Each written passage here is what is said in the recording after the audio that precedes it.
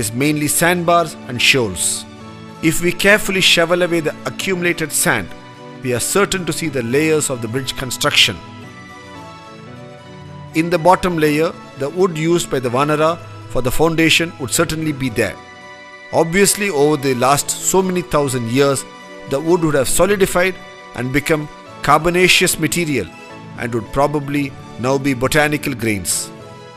The text then speaks of the Vanara holding ropes on both sides of the bridge being constructed and the wood and the stones being piled between them.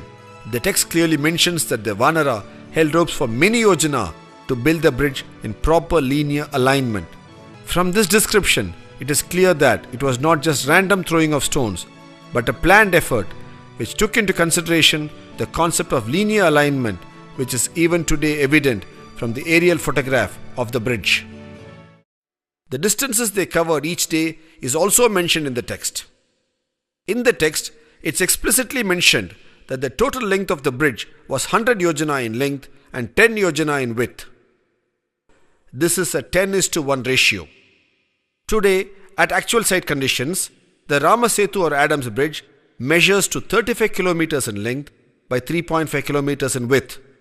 This is also a 10:1 ratio.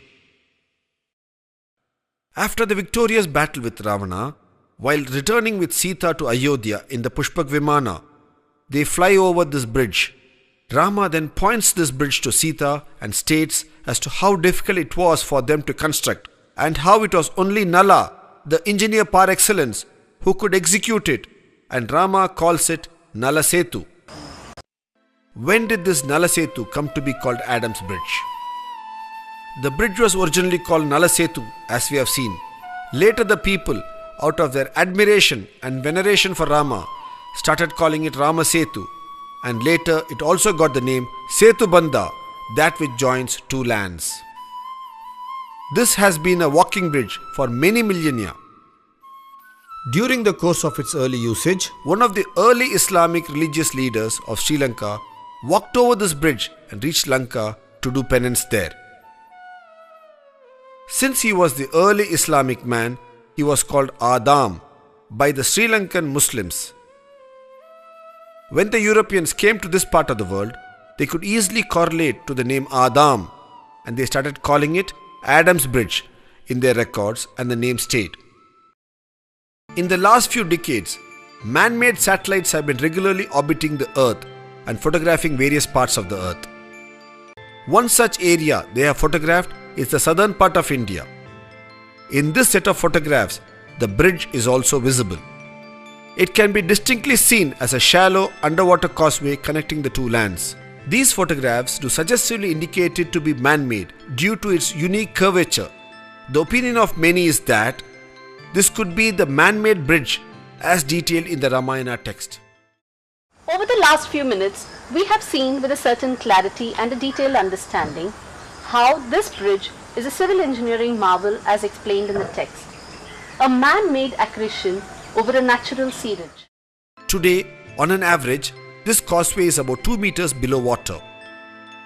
When this bridge was built, it must have been at least about 1 meter above the then water level. That is, when the bridge was built, the sea must have been 3 meters or 9 feet below the present day sea level. As per the World Oceanography Report, a 9 feet rise in sea levels due to the melting of the polar ice caps and global warming should have occurred over 7,000 years. This helps us to date the bridge construction to about 7,000 years ago or 5000 BCE using oceanography as a dating tool. Today, we need to rightfully promulgate an order under the Archaeological Survey of India Act, Clause 4, to call this a Heritage Monument of India. It is a fit case to be called a civil engineering marvel of an ancient civilization.